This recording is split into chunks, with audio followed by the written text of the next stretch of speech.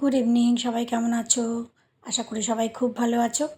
আজকে আর একটা খুব সহজ আর মুখরোচক একটা রেসিপি নিয়ে এসেছি, তাই ভাবলাম তোমাদের সাথে শেয়ার করি। তো আজকে এই দেখো, আমি প্লেটের মধ্যে দুটো পেঁয়াজ, একটু ক্যাপসিকাম, একটু গাজর নিয়ে নিয়েছি আর একটু বড় দুটো আলু নিয়েছি। আলুগুলোকে আমি সেদ্ধ করে নিয়েছি। সেদ্ধ করে এগুলোকে আমি খোসা ছাড়াবো, খোসা ছাড়িয়ে নেব।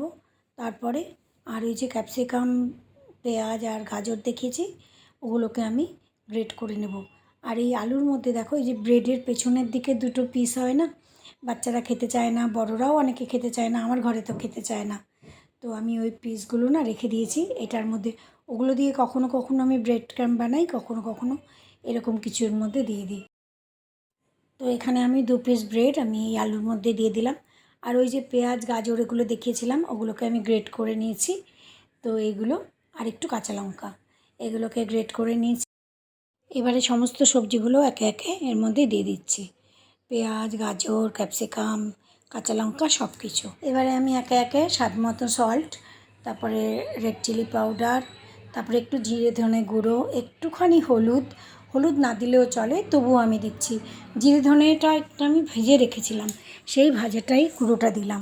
আর একটু চাট মশলা আর একটুখানি গোলমরিচের গুঁড়ো দিচ্ছি, ব্যাস, আর কোনো মশলা না। তো এবারে এই ব্যাপারটাকে খুব ভালো করে মিক্স করতে হবে।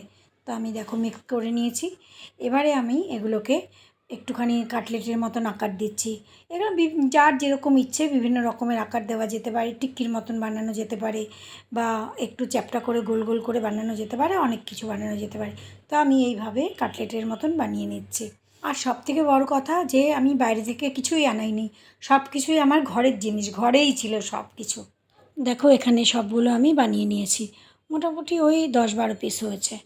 তো এই একেবারে সমস্ত কিছু ঘরের জিনিস, কোনো কিছুই বাইরের নেই। তো আজকে আমি এগুলো একটুখানি কড়াইতে ভাজবো। আমি কড়াই বসিয়ে দিয়েছি আর একটুখানি তেল দিয়েছি।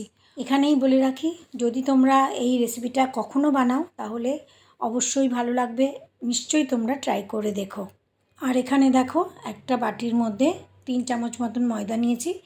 এই ময়দাটাকে জল দিয়ে খুব ভালো করে গুলে নিচ্ছি, যাতে এর মধ্যে কোনো লাম্পস না থাকে। এবারে আমি কাটলেটগুলো এই ব্যাটারের মধ্যে একটুখানি ডুবিয়ে, আর ওই যে আমার ব্রেড ক্রাম্বস বানানো আছে, আমি একটা বক্সের মধ্যে রেখে দিয়েছি বানিয়ে, এটার মধ্যে একটু চারিদিকে ব্রেড ক্রাম্বস লাগিয়ে আমি একটা একটা করে কড়াই, এভাবেই আমি সব কাটলেটগুলো এক এক করে ভেজে নিচ্ছি। পুরোটা মোটামুটি সব কাটলেটগুলো ভালো করে ভাজা হয়ে গেছে।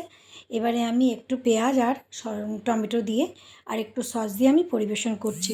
আশা করি তোমাদের ভালো লাগলো। যদি ভালো লাগে লাইক কমেন্ট করো, যদি কেউ নতুন এসে থাকো তাহলে সাবস্ক্রাইব করো। Thank you.